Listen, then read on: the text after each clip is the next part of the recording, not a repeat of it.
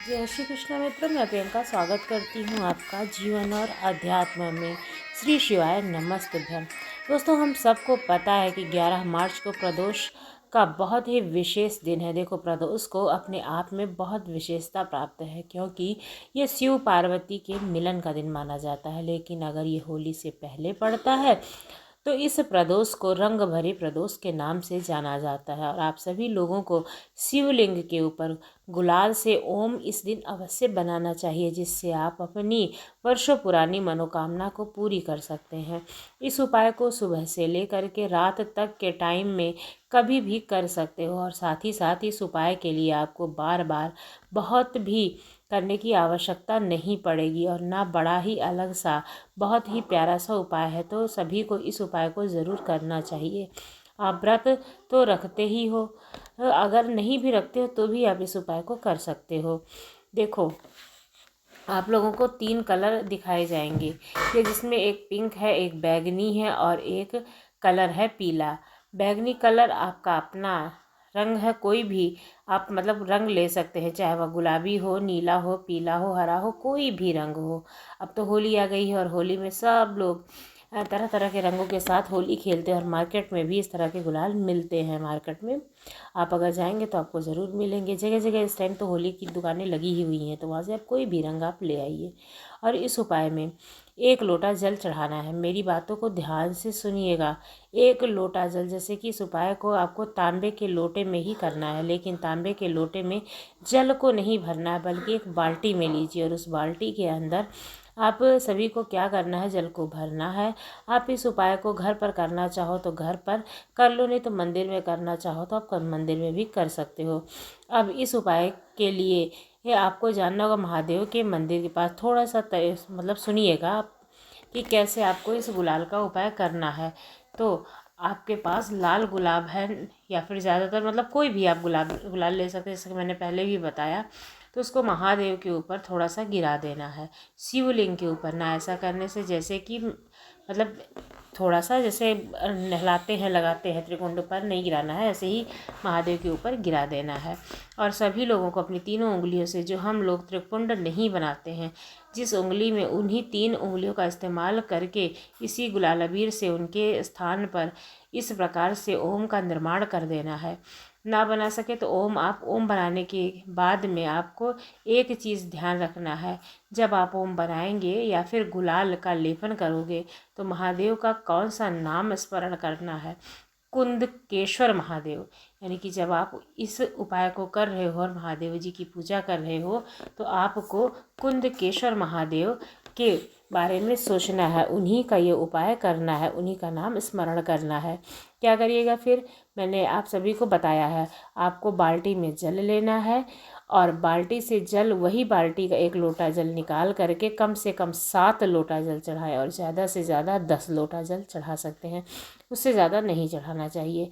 7 लोटे से कम जल नहीं चढ़ाना चाहिए, यानी कि 7 से 10 लोटे के बीच में आप जल चढ़ाएं, 7 ज़रूरी है।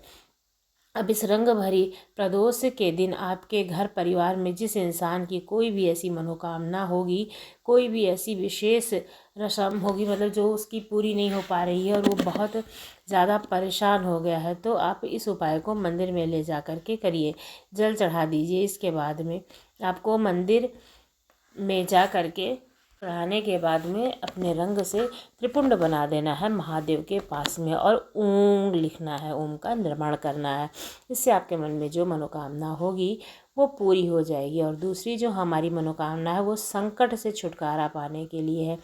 अगर आप किसी भी चीज़ से परेशान हैं तो फिर आप इस उपाय को कर सकते हैं। इसके लिए आपको पीला चंदन लेना है, पीले ही चंदन की यहाँ पर आवश्यकता पड़ेगी। पहले उपाय में आप किसी भी कलर का गुलाल ले सकते थे, लेकिन यहाँ पर पीला चंदन लेना है। और एक तांबे के लोटे को ले लो, उसके अंदर जल भरो। मैंने मतलब आपको जैसा बताया है बिल्कुल वैसा ही करना है। दूसरी तरह से आप अगर उपाय करोगे तो आपका उपाय सक्सेस नहीं होगा। और दूसरी बात, कोई भी उपाय करने से पहले आपको अपने मन में शुद्ध करण रखना चाहिए, यानी कि भगवान के ऊपर आपको पूरी तरह से भरोसा रखना चाहिए। तांबे के कलश में इस पीले चंदन को घोल लेना है, सूखा रहेगा चाहे गीला रहे, आपको उसको घोल लेना है। इस उपाय को करने का मकसद है कि चंदन को जल के जैसा बना लेना, यानी कि गीला कर लेना। अब इस कलश को लेकर के आप जाइए और महादेव के यहाँ जलाइए, मतलब चढ़ा दीजिए। भी कुंदकेश्वर महादेव का ध्यान करते हुए ही चढ़ाना है।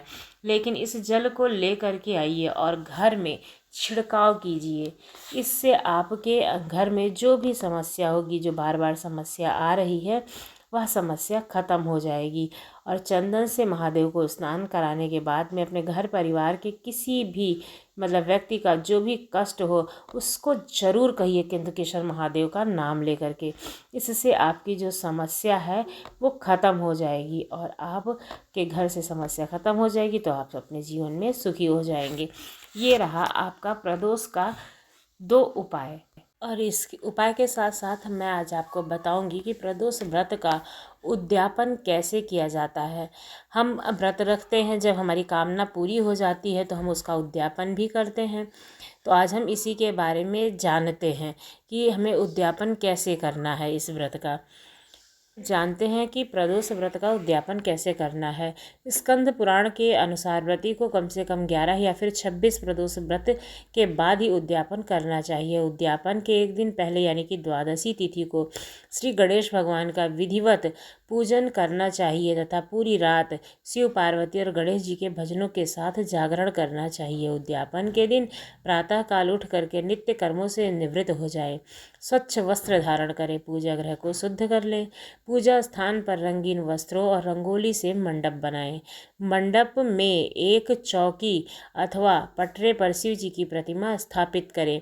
शिव पार्वती की विधि विधान से पूजा करें और उनका भोग लगाएं। प्रदोष व्रत की कथा सुने और सुनाएं। हवन के लिए 1.25 किलो आम की लकड़ी का हवन कुंड सजाएं। हवन के लिए गाय के दूध में खीर बनाएं। हवन कुंड का पूजन करें। दोनों हाथ जोड़ करके हवन कुंड को प्रणाम करें। अब अग्नि प्रज्वलित करें। कथा समाप्ति के बाद शिव पार्वती के उद्देश्य से हवन सामग्री या फिर खीर से 11, 21 या 8 बार ओम उमा सहित शिवाय नमः या फिर ओम ह्रीं क्लीं नमः शिवाय मंत्र का उच्चारण करते हुए आहुति डालें। आहुति आप 108 बार डालें तो वो बेहतर है, नहीं तो जैसा मैंने बताया 11 या 21 बार भी डाल सकते हैं। हवन पूर्ण होने के पश्चात शिव जी की आरती करें। देवता उपस्थित हैं, सभी जनों की आरती करें, लेकिन गणेश भगवान की आरती अवश्य करें। ब्राह्मणों को अपनी सामर्थ्य के अनुसार दान दें और भोजन कराएं। आप अपने इच्छा के अनुसार 1 या 2 या फिर 5 ब्राह्मण को भोजन या फिर दान कर सकते हैं। अगर घर में आने के लिए कोई भी ब्राह्मण नहीं तैयार है तो 5 ब्राह्मणों की निवृत्त आप दान भी दे सकते हैं, जो मंदिर में जाकर के आपको देना होगा। इसके बाद बद्ध बांधुओं सहित प्रसाद ग्रहण करें और भोजन करें। केवल भोजन में मीठी सामग्री का ही उपयोग करें। इस प्रकार उद्यापन करने से व्रती पुत्र पौत्र आदि से युक्त होता है तथा आरोग्य से लाभ मिलता है उसे।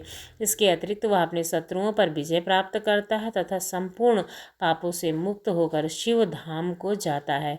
तो आपको हमारी ये प्रदोष के उद्यापन की विधि और उपाय कैसे लगे ज़रूर बताइएगा।